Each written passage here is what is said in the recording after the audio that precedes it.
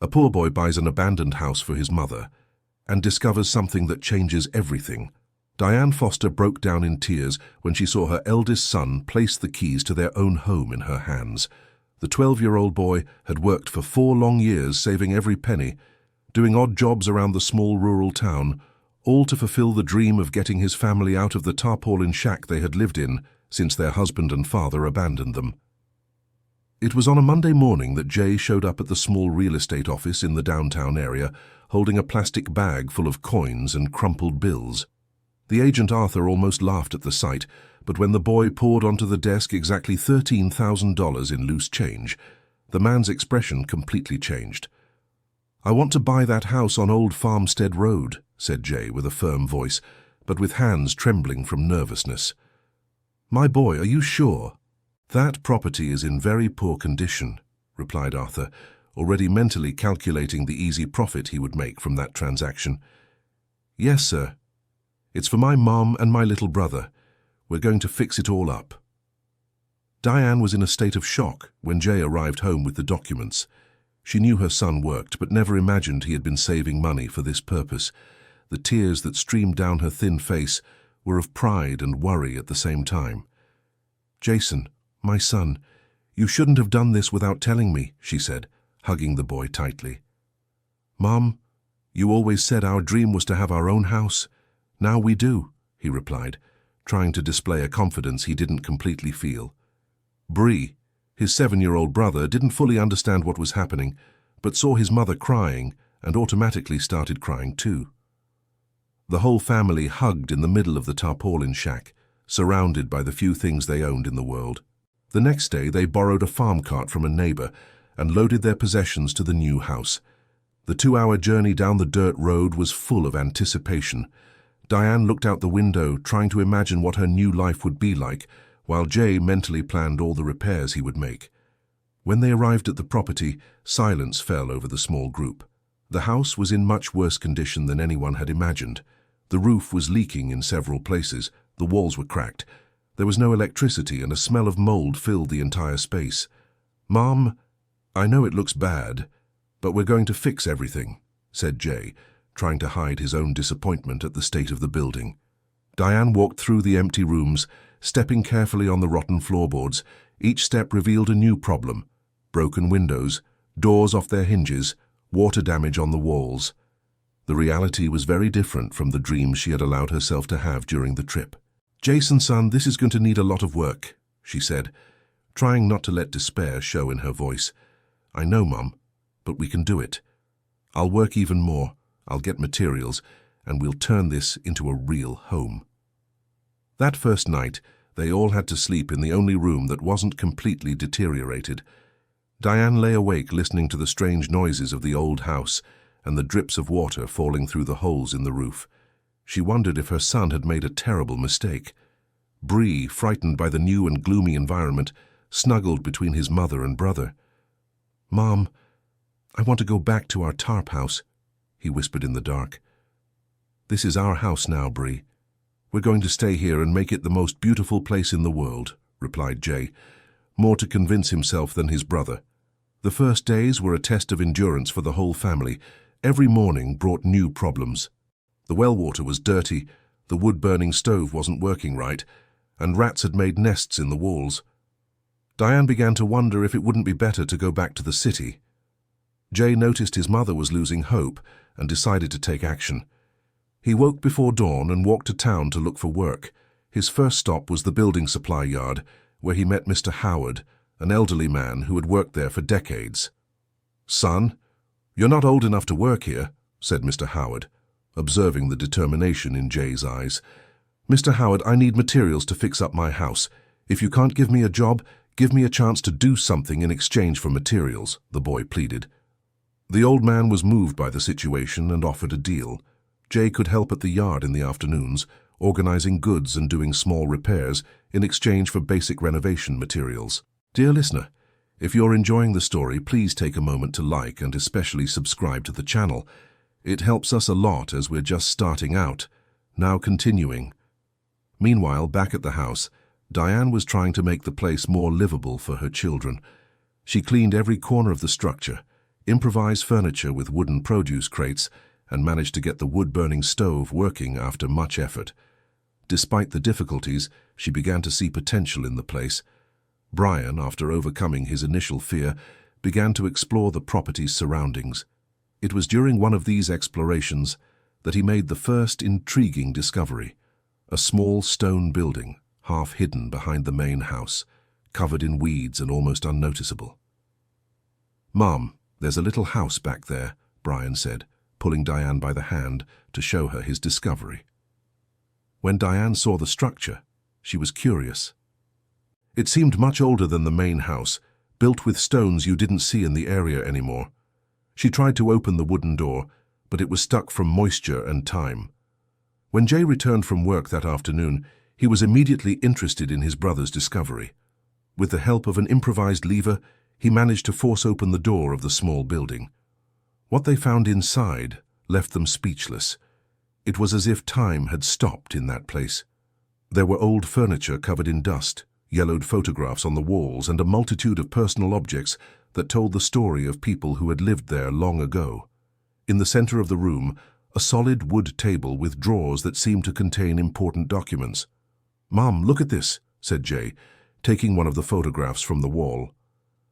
The image showed a family, a middle-aged man, an elegant woman, and 2 children. Everyone was dressed in clothes that seemed to be from decades past. On the back of the photo, written in cursive, was "The Sullivan Family, 1985. Diane felt an inexplicable shiver as she looked at that photograph. There was something familiar about those faces, especially the woman's, but she couldn't pinpoint what exactly. She decided to keep the photo to examine it better later. The table drawers were locked with a small key they found in a little wooden box beside it. When Jay managed to open the first drawer, he found a collection of old documents, deeds, contracts, and correspondence dating from the 1980s and 1990s. "Jason, maybe we shouldn't mess with these things. They might be important to someone," warned Diane, always concerned with doing what was right. "Mom, those people left a long time ago. If it were important, they wouldn't have left everything here abandoned," argued the boy, leafing through the papers with curiosity. Among the documents, Jay found something that caught his attention: a hand-drawn map of the region with several properties marked and notes in the margins. His house was clearly identified on the map, but with a different name: Hope Meadows. That night, the family gathered in the small stone building, which had become much cozier than the main house. They spent hours examining the photographs and trying to imagine what life had been like for that mysterious family. "Do you think they were happy here?" asked Bree, looking at the photos with eyes full of imagination. "They must have been, son. Look how they're smiling in the pictures," replied Diane, but her voice carried a melancholy she couldn't explain. Jay was more interested in the practical aspects of the discovery. Among the documents, he had found blueprints of the main house with indications for renovations that were never carried out. It was as if someone had planned to transform that property into a wonderful place, but for some reason had given up halfway. The next day, Jay decided to take some of the documents to show Mr. Howard. The old man had lived his whole life in the area and might know the story of that family. When he saw the papers, Mr. Howard became visibly disturbed. "Son, where did you get this?" asked the elderly man, examining the documents carefully. "I found it in my house, Mr. Howard. Did you know this family?" The old man was silent for a few minutes, as if deciding what to say. Finally, he took a deep breath and began to tell a story that would change everything for Jay's family. "That family you found in the photos, they were very important people around here. The man's name was Robert Sullivan, and he owned several properties in the area. The woman, Mrs. Martha, was one of the most beloved people in town." "What happened to them?" asked Jay, sensing the story wouldn't have a happy ending.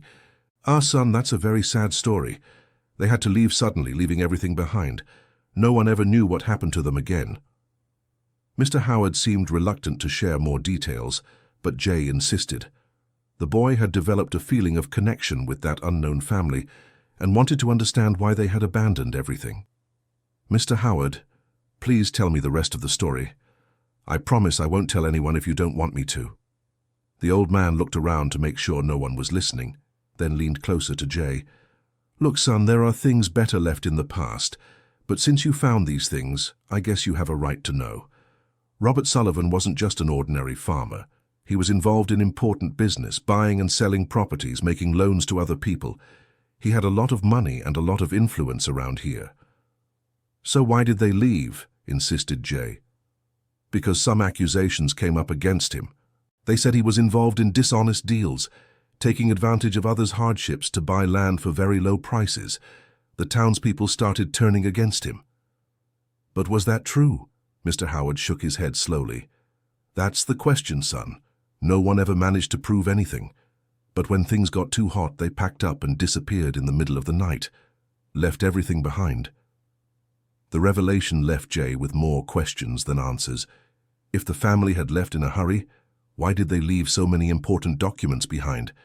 And why was the property abandoned for so long before being put up for sale? When he got home that afternoon, Jay found his mother organizing things in the small stone building. She had cleaned everything and arranged the objects respectfully, as if they still belonged to the former residents. "Mom, I found out who these people were," he told her, recounting everything Mr. Howard had revealed. Diane listened to the story in silence, but Jay noticed she became even more troubled than before. There was something in her expression he couldn't decipher, as if that story affected her personally. "Jason, I think we shouldn't mess with these things anymore. Let's focus on fixing up our house and leave the past in peace," she said, avoiding looking directly into her son's eyes. But Jay couldn't simply forget the matter. That night, while his mother and brother slept, he returned to the stone building to examine the documents more carefully. It was then that he made a discovery that left him breathless. Among the papers was a purchase and sale contract dated 1995, in which Robert Sullivan sold a small property in town to a woman named Diane Foster Miller. His mother's name was there, spelled the same way, and the signature looked identical to the one he knew. Jay felt his heart race. Was it just a coincidence of names? Or had his mother hidden something important about her past? He examined the document several times, searching for more details that could clarify the situation. The next morning, he decided to confront his mother directly. He waited until Brian went out to play in the backyard and then showed the document to Diane. Her reaction confirmed all his suspicions. "Mom, did you know this family?" asked Jay, watching the expression on her face closely. Diane turned pale upon seeing the paper, and her hands began to tremble. She tried to disguise it, but it was too late. Her son had discovered she hadn't been completely honest about her past. "Jason, This is very complicated to explain," she stammered, sitting in a chair as if her legs could no longer support her weight. "Mom, please tell me the truth. You knew this family, didn't you?" Diane was silent for long minutes, wrestling internally between the desire to keep hiding the truth and the need to finally share the burden she had carried for so long. Finally, she sighed deeply and began to tell a story that would explain everything. "Jason, this isn't the first time I've set foot on this property. I've been here before, a long time ago, when I was younger than you are today." The confession left Jay completely stunned. "What do you mean, Mom? You never told me you knew this place." "Because they are very painful memories, my son. Things I've tried to forget all these years." Diane got up and walked to the window of the small building, looking out at the landscape as if reliving moments from the past. "I grew up here, Jason. This was my family's home." The words came out as a whisper, but they had the impact of a shout to Jay. "Your family? But then you are—" "I am the daughter of Robert and Martha Sullivan. My maiden name was Diane Sullivan. Foster was your father's surname." The revelation left Jay unsure how to react. Everything was starting to make sense. The familiarity his mother had shown with some aspects of the property, the inexplicable sadness she felt when examining the photographs, and especially the reason she had tried to discourage him from going through the documents. "Why did you never tell us this?" he asked, trying to process all the information. "Because I left here in a very painful way, Jason. When I was 17, I became pregnant with your father. At the time, that was considered a great shame for the family, especially for people of my parents' social standing." Diane sat back down, as if telling that story had drained all her energy. "Your grandparents gave me a choice. Either I aborted the child and remained part of the family, or I had the baby and left home forever. And you chose to have me, said Jay, his voice choked with emotion. Of course I chose you, my son. You were more important to me than anything in the world. But the decision came at a very high price. Jay now understood why his mother always seemed to carry a deep sadness, especially when she talked about family. She had lost her parents, her siblings, the house she grew up in, all because of him. Mum, I'm so sorry. If I had known... No, Jason, you don't have to apologize for anything. I made the right choice, and I would make it again 1,000 times. You two are the best thing that ever happened to me. They hugged for a few minutes, processing the emotion of the moment. Finally, Jay pulled away and asked the question that had been hammering in his head since he discovered the document. Mum, if this property belonged to our family, why was it sold? And why did we buy it back without knowing? That's the most complicated part of the story, son. When I left home, your grandparents became very bitter. Over time, the accusations that Mr. Howard told you about began to surface. People said my father took advantage of others' hardships to make favorable deals for himself. And was it true? Diane shook her head. Your grandfather was a good man, Jason.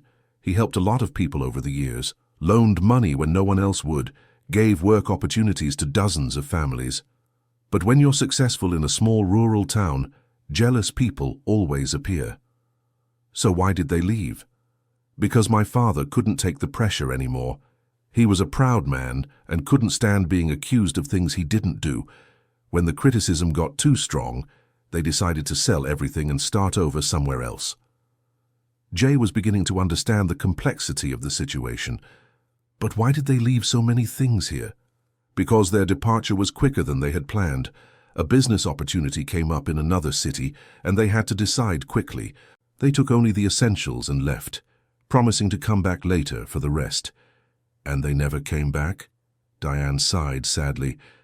They never came back, Jason. I tried to contact them a few times over the years, but they changed their name and hid completely. I never found out if they're still alive or if they've already... She couldn't finish the sentence, but Jay understood what she meant. His grandparents might have died without him ever meeting them. Mum, what if we try to find them? Now that we're back here, maybe... Jason, so many years have passed. And even if we could find them, I don't know if they'd want to see me. I disappointed them greatly. But you didn't do anything wrong. You just wanted to have your son. The conversation was interrupted by the arrival of Bree, who was returning from the backyard with his hands dirty from soil.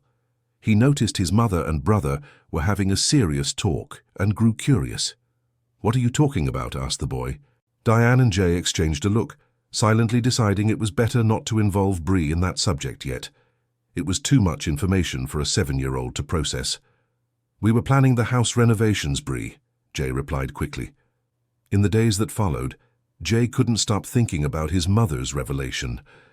While working at Mr. Howard's building supply yard, he asked more questions about the Sullivan family, trying to find clues about his grandparents' whereabouts. Mr. Howard, do you know where they went when they left here? The old man scratched his head, thoughtful. Look, son, there were a lot of rumors going around at the time.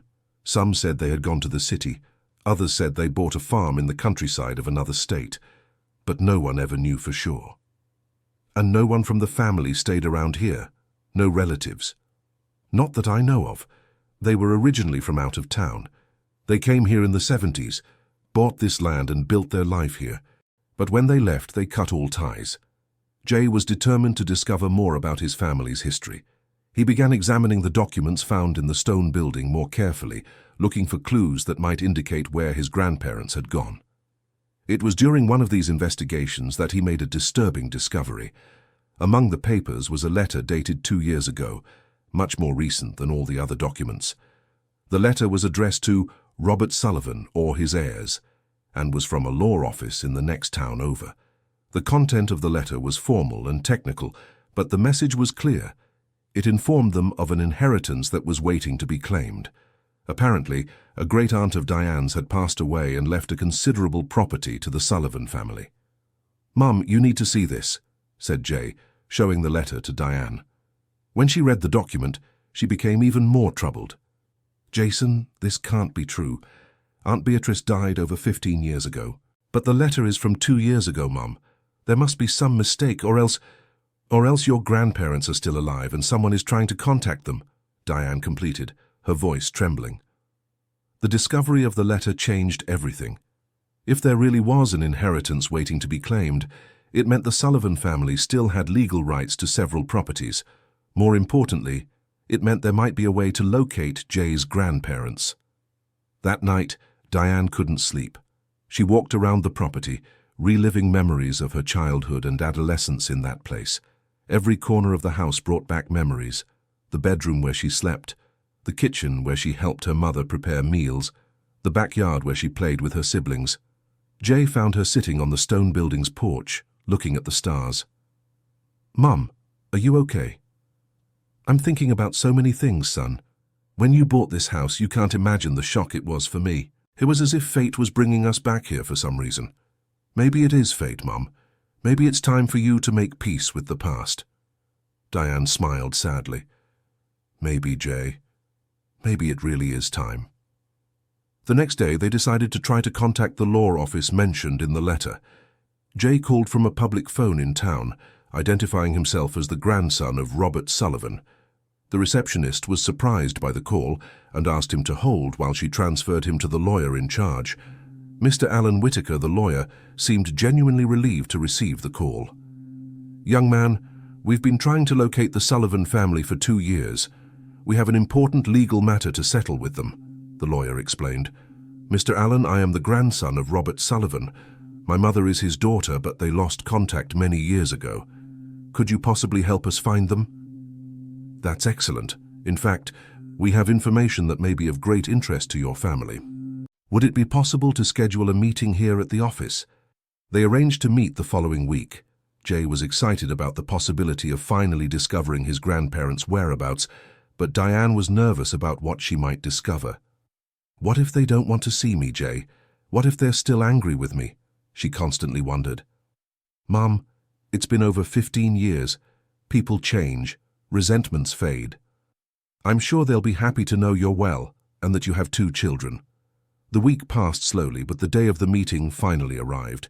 They caught the first bus to the next town over, leaving Bree in the care of a neighbor who had become a friend. Mr. Alan Whitaker's office was simple but organized. The lawyer, a middle-aged man with a paternal manner, received them cordially and offered coffee as he explained the situation. "Mrs. Diane, 2 years ago we received the task of locating the Sullivan family to settle an inheritance. Your Aunt Beatrice, who lived in the city, passed away and left a considerable property to her closest relatives. But Mr. Allen, Aunt Beatrice died 15 years ago. I went to her funeral myself," protested Diane. The lawyer smiled. "That's the confusion many people make. There were 2 Beatrices in the family. The one who died 15 years ago was a great-aunt on your mother's side. The one who recently passed away was your aunt on your father's side, your father's sister." The explanation cleared up the confusion but brought other questions. "Mr. Allen, were you able to locate my parents during this search?" "Yes, I was, Mrs. Diane, and I can say they are well and live on a farm about 200 kilometers from here.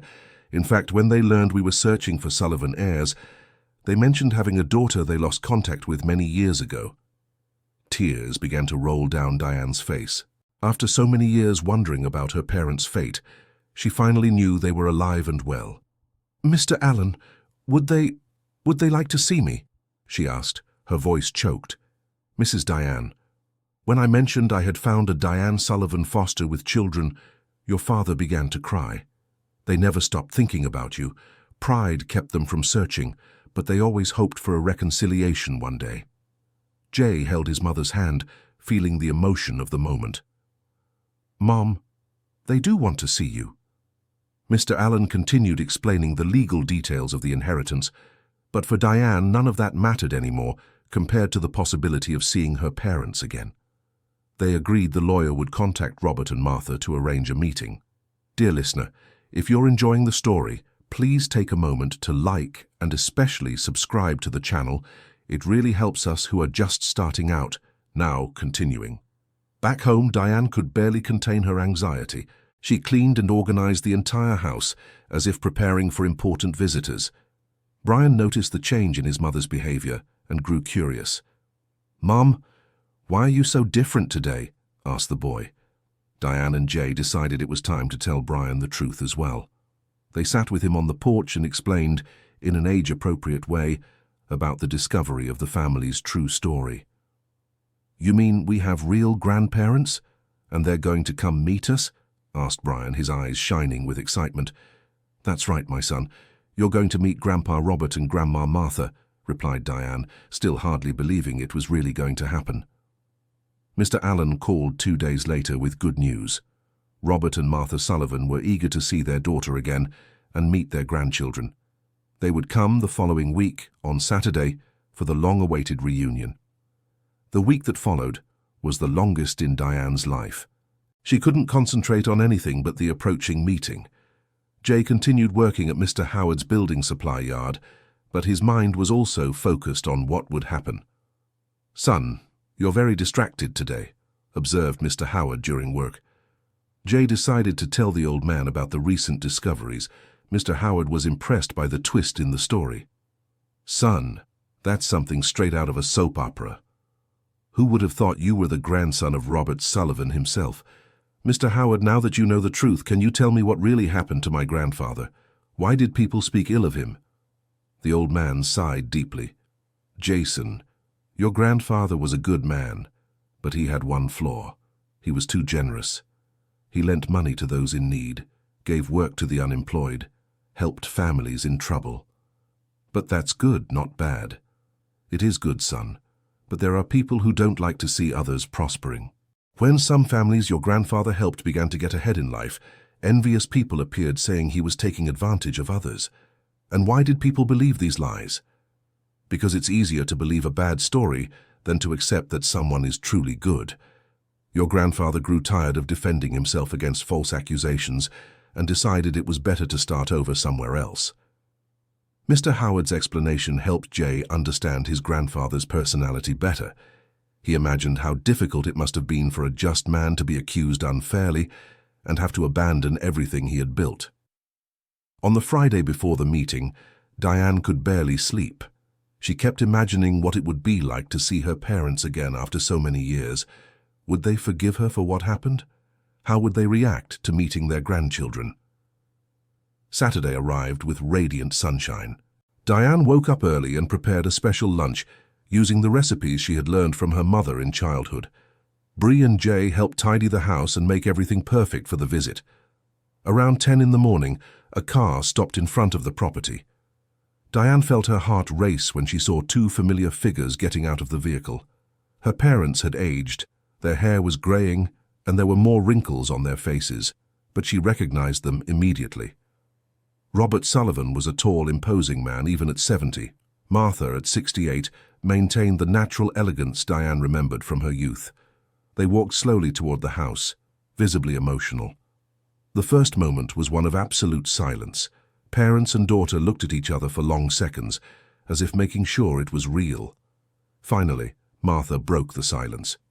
"My dear daughter," she said, her voice choked, extending her arms toward Diane. The hug that followed was filled with 15 years of longing, regret, and unconditional love. Diane cried like a child in her mother's arms, while Robert watched the scene with tears in his eyes. "Father," said Diane, turning to him, "my daughter, how you've grown, how beautiful you've become," replied Robert, wrapping both women in a tight embrace. Jay and Bree watched the scene, moved until Diane remembered to introduce her sons to their grandparents. "Father, Mother, these are my sons, Jason, who is 12, and Brian, who is 7. Martha knelt to be at Bree's level and looked at him fondly. "My beautiful grandson, you have our family's eyes," she said, stroking the boy's face. Robert approached Jay and put his hand on the young man's shoulder. "So you're the brave boy who bought our old house. Mr. Alan Whitaker told us your story." "Grandpa, I didn't know it was our house." I just wanted to give a home to my mother and my brother, replied Jay, a little intimidated by his grandfather's imposing presence. And you succeeded, my grandson. You succeeded far more than you realize. Martha stood up and looked around the property. Diane, my daughter, you've done a wonderful job here. The house is much better than when we left. In truth, Jay had worked tirelessly in recent weeks to make everything as presentable as possible. With the help of Mr. Howard and some materials obtained from the building supply yard, he had fixed the roof, painted the walls, and repaired the most damaged parts of the structure. They entered the house and sat in the simple yet cozy living room Diane had arranged. The initial conversation was cautious, everyone still adjusting to that surreal situation. "Diane, dear, all these years we thought of you every day," said Martha, holding her daughter's hand. "Mother, I thought of you and Father a lot, too.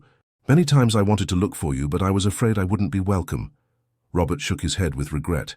"Daughter, the mistake was ours. We were too young and too proud. We didn't know how to handle the situation the right way. Father, I understand why you were upset. At the time, I really thought it was the end of the world. And it ended up being the start of a new life for you, wasn't it? Look at these beautiful boys you've raised," said Martha, looking at her grandchildren with pride. During lunch, the family got to know each other better. Robert and Martha told of the years they spent on the new farm, where they dedicated themselves to raising cattle and growing fruit. They had prospered again, but they never forgot the daughter they left behind. "Did you know we tried to look for you several times?" Robert revealed. "How so, Father?" "In the first years after we left, we hired detectives to try and locate you. But you had changed your name when you married, and we could never find a lead." Diane was surprised by the revelation. "I didn't know that. If I had known—" "What's important is that we're all together now," Martha interrupted, "and we have plenty of time to catch up." Bree, who had been shy at first, began to open up with his grandparents. He showed them the drawings he made, talked about school, and asked 1,000 questions about the farm where they lived. "Grandpa, do you have real cows?" the boy asked, his eyes shining. "We sure do, my grandson. We have cows, horses, chickens, and even some little pigs," Robert answered, amused by his grandson's curiosity. "Can I come visit you?" Robert and Martha exchanged a look, and it was Martha who replied, "Of course you can, my love. You are all invited to spend a few days with us at the farm." The afternoon passed quickly, with many stories told and memories shared. When it began to get dark, the most difficult moment arrived, the farewell. "It doesn't have to be a final goodbye," said Robert. "Now that we've found each other again, we'll stay in touch, always. Father, thank you for forgiving me. I know I disappointed you back then. Daughter, we're the ones who need to ask for forgiveness. You made the right choice, and we should have supported you. You became a strong woman and raised 2 wonderful sons." Before they left, Robert called Jay aside for a private conversation. They walked to the stone building where it had all begun. "Grandson, do you know this property has belonged to our family for over 20 years?" "Yes, Grandpa. My mother told me the whole story." "Then you must also know that technically you bought back something that was already ours." Jay became worried. Did his grandparents want the property back? Would all his effort have been in vain? Robert noticed the concern on his grandson's face and smiled. "Don't worry, son. We don't want to take anything from you. In fact, we want to do something much better." The grandfather explained that the inheritance left by Aunt Beatrice included not only the property in the city, but also some rights to land in the region where they were. With the correct documents, the family could claim legal ownership of an area much larger than just the house Jay had bought. "Grandpa, I don't understand much about laws." "What does that mean?" "It means, my grandson, that your family will have financial security for the rest of your lives. That land is worth a lot of money, and you are the legitimate heirs." The revelation left Jay stunned. In just a few months, he had gone from a poor boy collecting coins to buy an abandoned house to the heir of a valuable property. "But Grandpa, I didn't do anything to deserve this." Jason put his hand on his grandson's shoulder. "Jay, you did the most important thing anyone can do. You took care of your family. You worked hard, made sacrifices, and never gave up on your dream. That deserves to be rewarded. What about you and Grandma? Don't you want to keep the property? We already have our farm, and we're doing well. This property belongs to you now, and we want it that way. It's our way of making up for the years we lost away from your mother." When they returned to the women, Jason announced the decision. Diane was speechless to learn the family had become the owners of a valuable area of land. "Dad, this is too much. I can't accept it." "Daughter, we're not giving you anything. We're just recognizing what was always your right. This land belongs to the Sullivan family, and you are Sullivan family." The farewell was emotional, but now with the certainty it would be temporary. Robert and Martha promised to return the following week to help with all the legal paperwork needed to transfer the properties. "Grandpa, Grandma, thank you so much for everything," said Jay, hugging his grandparents. "Don't thank us, my grandson. We are the ones who are thankful you gave us the chance to get to know you," Martha replied. That night, after the grandparents had left, the family gathered on the porch to process everything that had happened. Bree was incredibly excited about the prospect of having a real farm to visit. "Mom, I can't believe all this is happening," said Jay. "Son, when you showed up with those keys a few months ago, I thought it was the end of the world. Now I see it was the beginning of a new life for all of us."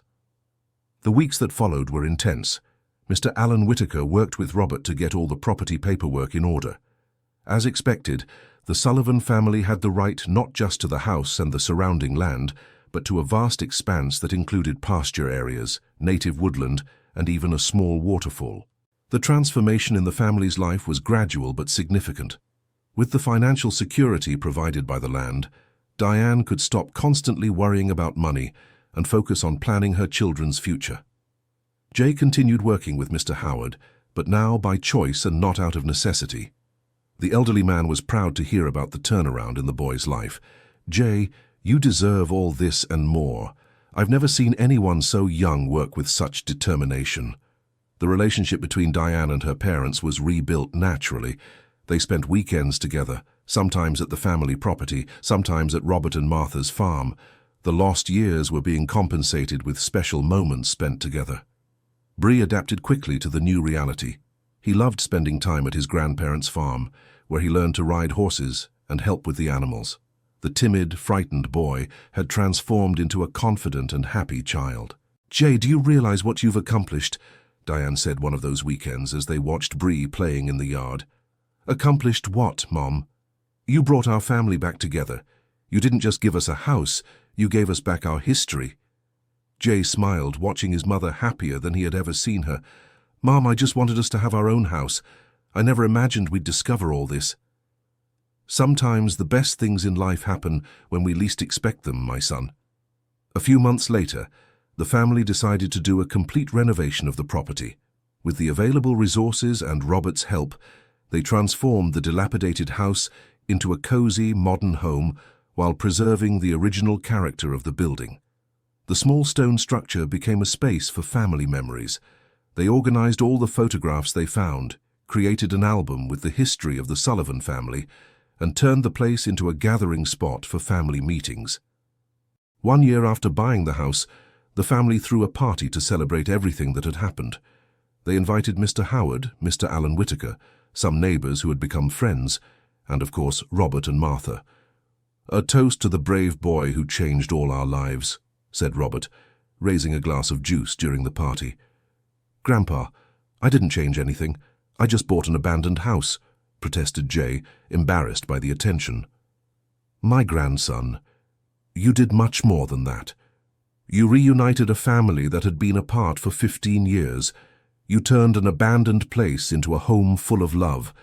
You proved that determination and hard work can make any dream come true."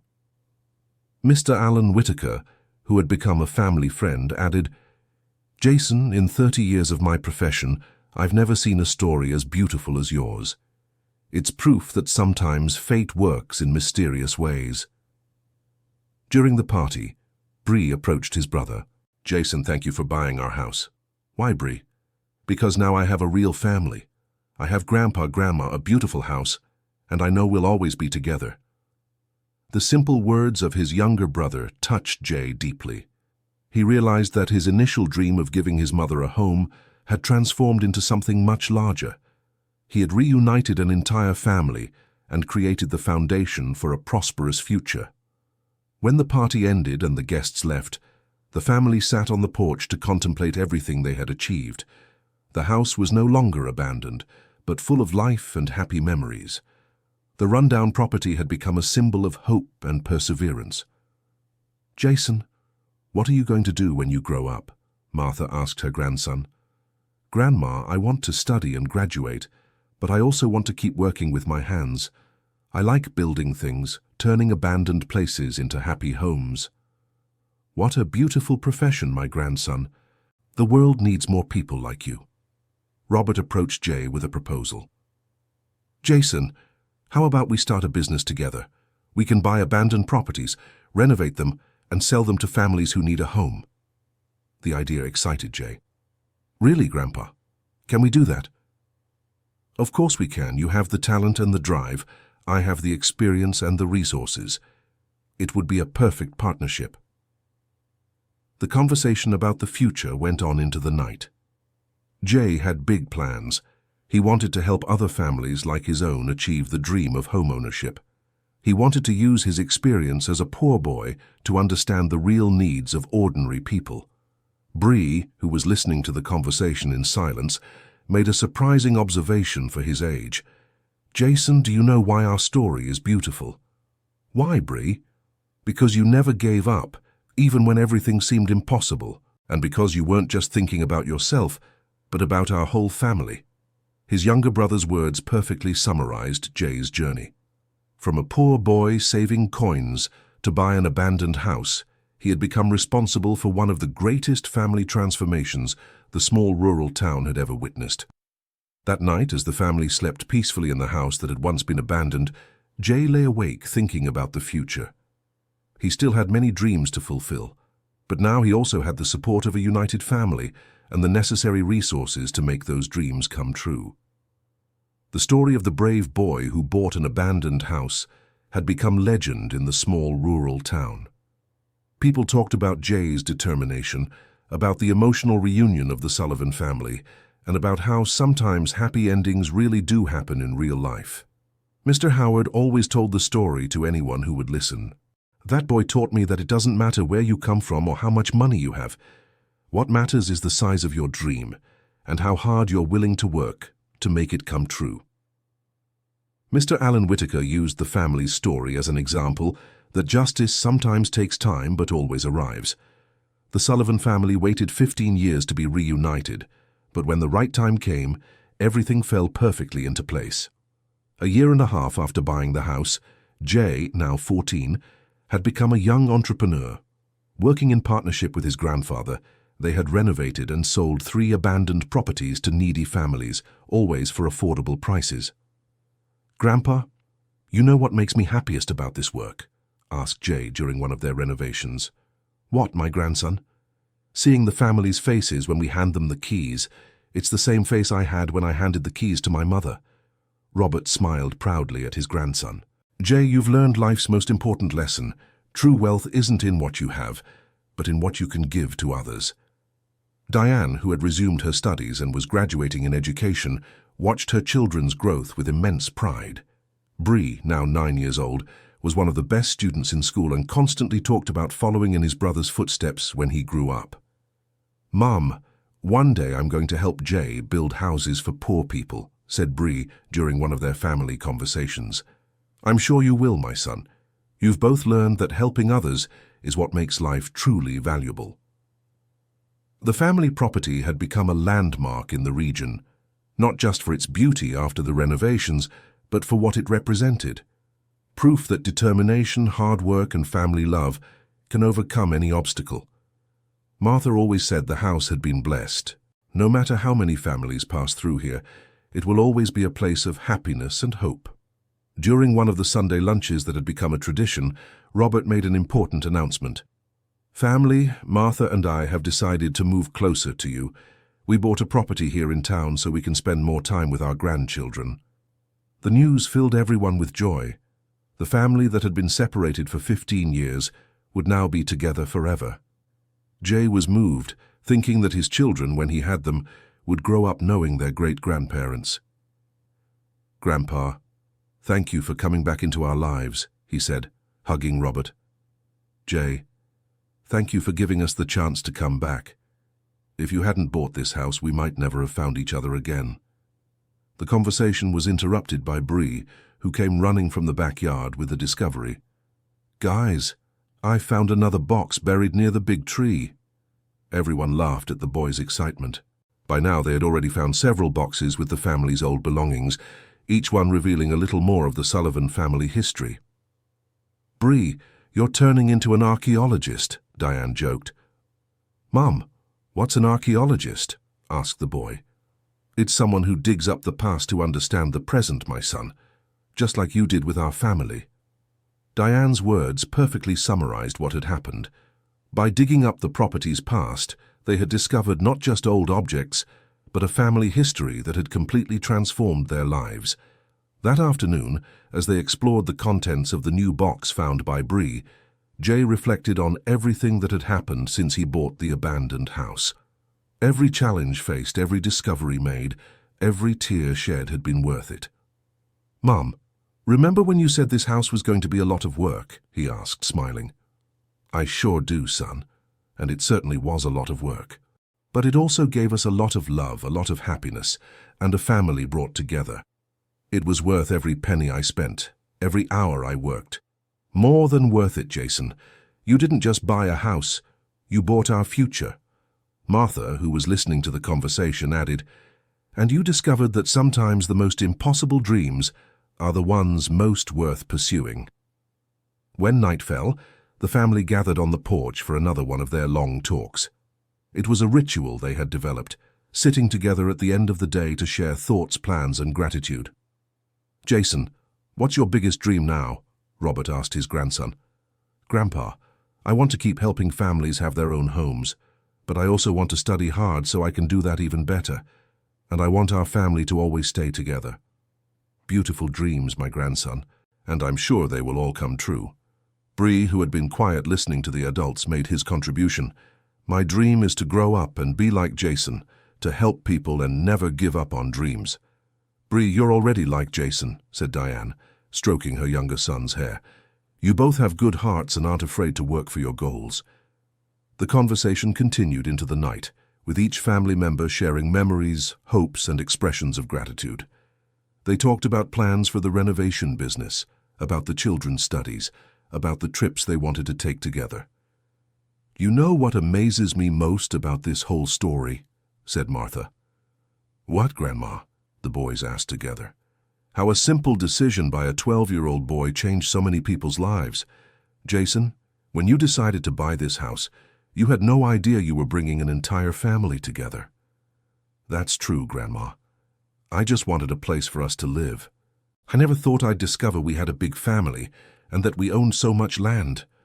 Robert added, "Jason, that's proof that when we do things with love and determination, the universe conspires to make everything work out." Dear listener, if you're enjoying the story, please take a moment to like and especially subscribe to the channel. It really helps us who are just starting out. Now, continuing. 2 years after buying the house, the Sullivan family had established itself as one of the most respected in the area. The business of renovating and selling properties was thriving, always with the goal of helping needy families achieve the dream of homeownership. Jay, now 16, had become a reference as a young entrepreneur. He gave talks at school about determination and financial planning, always telling his own story as an example. "Guys, when I was 12, I worked collecting cans to save money," he would tell his classmates. "A lot of people laughed at me, said it was impossible for a poor boy to buy a house, but I didn't give up, and you shouldn't give up on your dreams either." Brian, now 11, had become his older brother's official helper. He learned to do small repairs, to paint walls, and most importantly to understand the needs of the families who bought the renovated houses. "Jason, why do we always sell the houses for a low price? We could make more money," Brian asked during one of their renovations. "Brian, do you remember what our life was like when we were poor?" "Yes, I remember. We lived in the tarpaulin shack and sometimes we didn't have food. So you understand why we sell cheap. It's not fair for us to make a lot of money off the dream of other poor families like we used to be." The older brother's response made Bree understand an important lesson about solidarity and social responsibility. He began to take even more pride in the work they did together. Diane, who had graduated in education, got a job as a teacher at the town school. She used her own story as an example to teach her students about perseverance and the importance of education. "Children, I stopped studying when I was young, and that made my life very difficult," she would tell her classes. "But my children taught me that it's never too late to start over. Now I'm a teacher, and I can help you not make the same mistakes I did." Diane's transformation from a struggling single mother to a respected teacher inspired many women in the community. She organized a support group for single mothers, offering guidance on education, financial planning, and personal development. Robert and Martha, who had moved to a nearby house, became pillars of the local community. Robert used his business experience to mentor small entrepreneurs, while Martha organized charity drives for needy families. "Grandson, do you know what the best deal I ever made in my life was?" Robert asked Jay during one of their jobs together. "What, Grandpa?" "Forgiving your mother and coming back to the family. Money you can earn and lose, but family is forever." The grandfather's wisdom always impressed Jay. He had learned from Robert not just about business, but about human values and the importance of family relationships. One day, while they were renovating another abandoned house, they received a visit from a family that had sparked a special interest in Jay. It consisted of a 65-year-old grandmother raising 3 orphaned grandchildren alone. "Mrs. Ethel, are you sure you can afford the payments?" asked Jay, worried about the elderly woman's financial situation. "My boy, I sell treats at the market every day. It's little money, but it's honest. These children need a home of their own to grow up with dignity," replied the woman with tears in her eyes. Mrs. Ethel's determination reminded Jay of his own journey. He talked with his family and decided to do something special. He would sell the house for the cost of the materials used, without charging for labor. "Jason, are you sure about this?" asked Robert, when he learned of his grandson's decision. "Yes, Grandpa. Mrs. Ethel reminds me of my mother when we were poor. She needs an opportunity, just like we needed one." Robert smiled proudly. "Jason, you've learned the most important lesson. Success only has value when shared with those in need." The handing over of the keys to Mrs. Ethel and her grandchildren was one of the most emotional moments of Jay's life. Seeing the family's joy upon receiving their own home made him remember the day he handed the keys to his own mother. "Young man, may God bless you and your family," said Mrs. Ethel, crying with emotion. "You are angels in the lives of people like us." "Mrs. Ethel, we only did what any good-hearted person would do. You deserve to have a nice house to raise your grandchildren." That night, during the family dinner, Diane watched her eldest son with immense pride. "Jason, every day you surprise me more. You've become a man of character. Mom, I just learned from you and from Grandma and Grandpa. You taught me that true wealth lies in helping others." Brian, who had followed the entire negotiation with Mrs. Ethel, made a touching observation. "Jay, now I understand why you bought our house when you were little." "Why, Brian?" "Because you always knew that family is more important than money, and that a home isn't made of walls, but of love." The younger brother's words touched the entire family deeply. Martha was moved to see how her grandchildren had learned important values about life and solidarity. "Boys, you are the pride of our family," said the grandmother. "Not just for what you've achieved, but for the kind of people you've become." 3 years after buying the abandoned house, the Sullivan family was completely transformed, not just financially, but in terms of family unity, life purpose, and contribution to the community. Jay, now 17 and about to graduate high school, had decided to study architecture at university. His dream was to specialize in affordable housing so he could help even more families in need. "Grandpa, I want to learn how to design houses that are beautiful but also cheap to build," he explained to Robert. "Excellent idea, grandson. With technical knowledge, you'll be able to help many more people." Bree, now 12 years old, the same age Jay was when he bought the house, showed the same determination as his brother. He had started saving money for his own project, to build a community library for children in need. "Jason, how did you manage not to give up when everything seemed impossible?" asked Bree. "Brian, the secret is to never lose sight of why you're doing it. I remembered our mother crying in the tarpaulin shack every day, and that gave me the strength to keep going." "I understand. Then I'll remember the children who don't have books to read, and that will give me the strength to save money for the library." The conversation between the brothers showed how family values were being passed down naturally through the generations. Each had found their own particular way to contribute to a better world. Diane, now with an established career as a teacher, had been invited to coordinate an adult literacy program in town. She accepted the challenge, remembering how education had transformed her own life. "Children, you taught me that it's never too late to start over and never too early to dream big," she said, during one of their family reflections. "Mom, you're the one who taught us that," replied Jay. "When I was little, I saw you wake up early to work and study at night. That inspired me to never complain about my work." Martha and Robert, who watched their grandchildren's growth with admiration, decided to formalize something they already practiced informally. They created a foundation to help families in need achieve home ownership. "Grandchildren, we want you to be the future leaders of this foundation," announced Robert during a family meeting. "But Grandpa, we don't know how to run a foundation," protested Jay. "You know the most important thing. You understand the real needs of poor people because you were once poor yourselves. You'll learn the rest." The grandparents' proposal represented the official recognition that Jay and Bree had become natural leaders in social action. They accepted the responsibility with seriousness and enthusiasm. During the foundation's creation ceremony, which took place on the very property where it all began, many people from the community attended to pay tribute to the Sullivan family. Mr. Howard, now retired but always present in the boys' lives, gave an emotional speech. "I met Jason when he was a scrawny boy showing up at my building supply yard asking for work. Today, I see a young man who dedicates his life to helping others. It's proof that education and character are more important than money." Mr. Alan Whitaker, who had become the foundation's official lawyer, added, "The story of the Sullivan family proves that sometimes fate works in surprising ways. What began as a legal inheritance matter transformed into one of the most beautiful family reunion stories I have ever witnessed." During the party that followed the ceremony, Jay had the opportunity to speak with several families who had been helped by his work over the years. Each story touched his heart and reinforced his certainty that he was on the right path. "Jason, my children grew up in a decent home because of what you did for our family," said one of the mothers who had been helped. "They study better, sleep better, and are proud of where they live."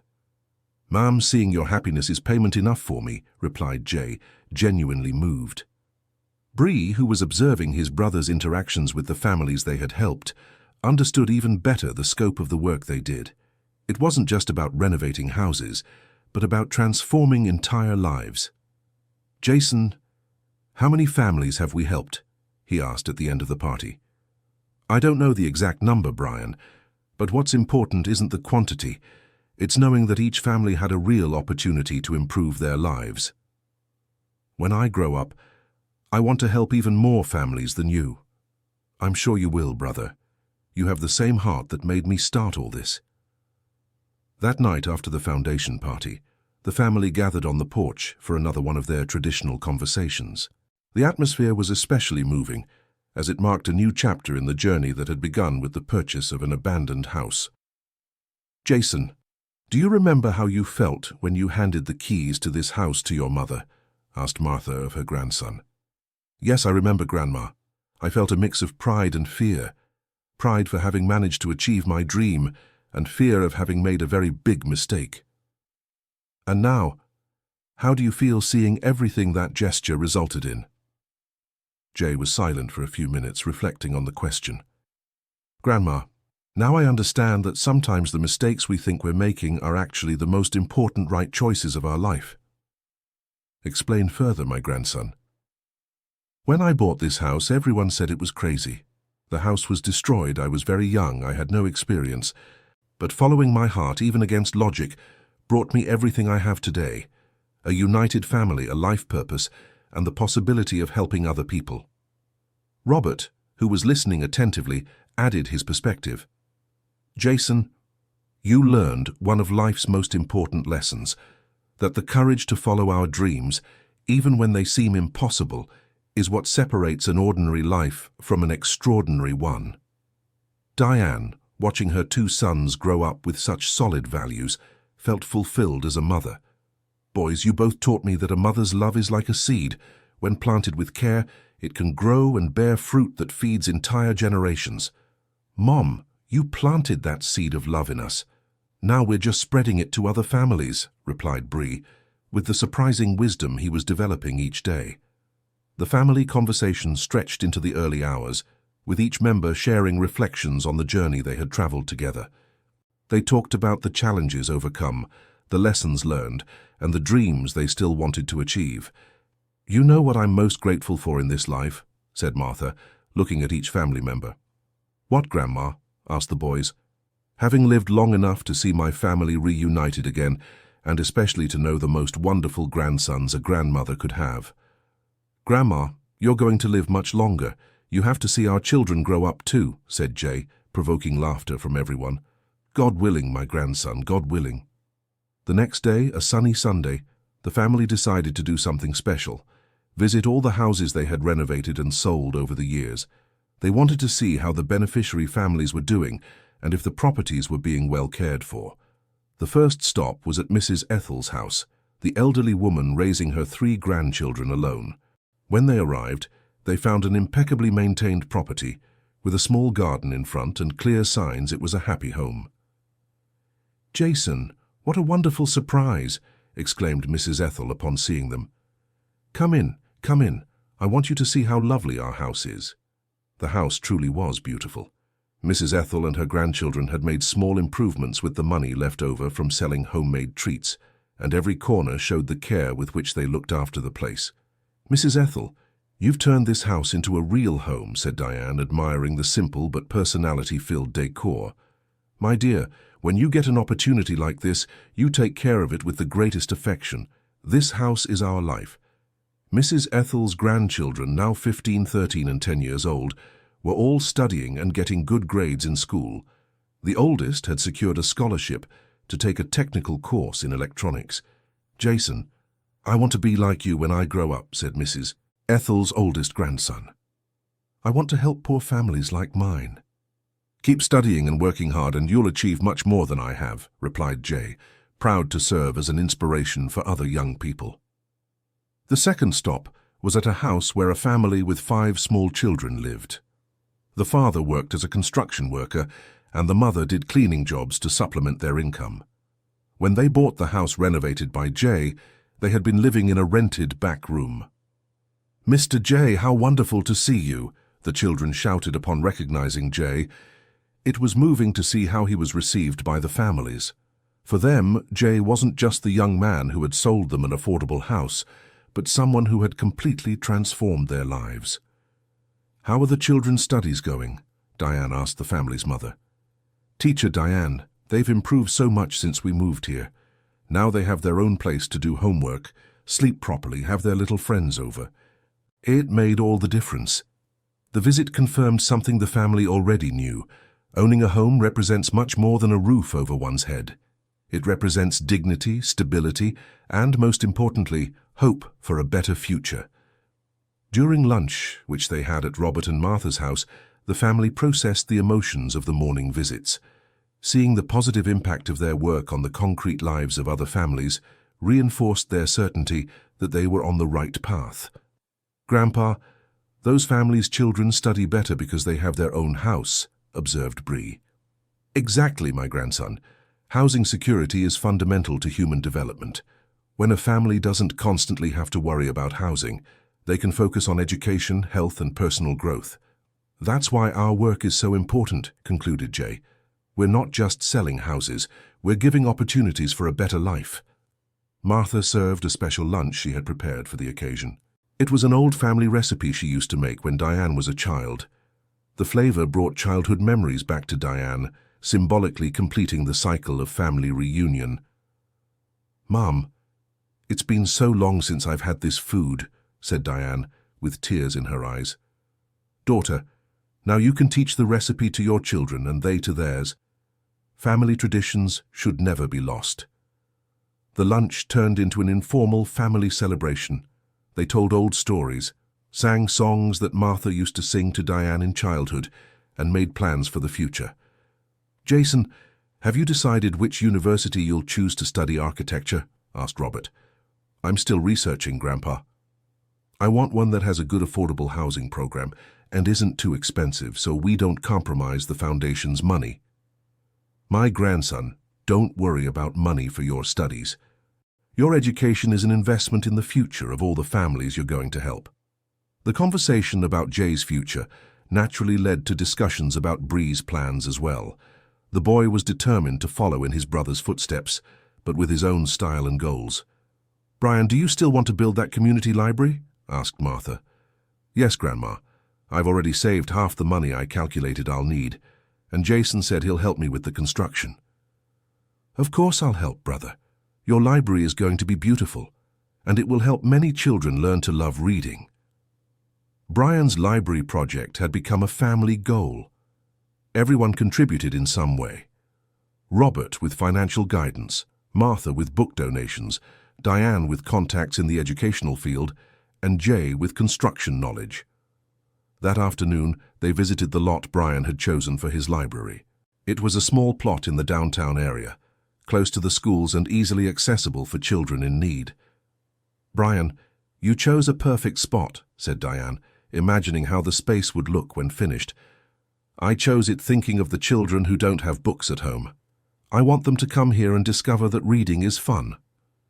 Brian's determination strongly reminded them of Jay's when he decided to buy the abandoned house. There was the same passion, the same certainty of doing something important, and above all the same desire to help other people. "Brian, do you remember when I bought our house and everyone said it was crazy?"